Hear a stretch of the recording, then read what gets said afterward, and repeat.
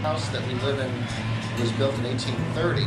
So again, in the 1800s, they didn't think too much about energy efficiency. So what we did was in the mid-90s, we gutted the entire house, and we changed the wiring and the plumbing and the wall board and everything. So living in this house, looking at the inside, you don't really think it looks like 1830s, but it is an 1830 house. We did a lot of work in this house in the mid-90s with insulation, but when we had the contractor over to do the blower test, he suggested that we could probably do some more.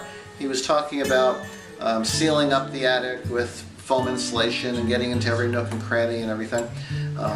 We decided not to do that just because it was relatively expensive, and we realized that we probably did 85 or 90% of the efficiency that we're going to do to this house, and squeezing out the last percentage points of efficiency oftentimes is not very cost effective because it is quite expensive, and you can never really do it all. There's always something more that you can do.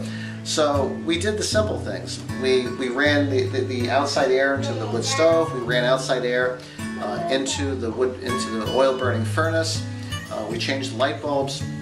So those are things that were relatively simple and inexpensive, and it has worked out well. Where that line comes of spending money and comfort, balancing the money aspect of the comfort. Like Jim said, it doesn't have to be 100% if you're comfortable in all areas. Yeah.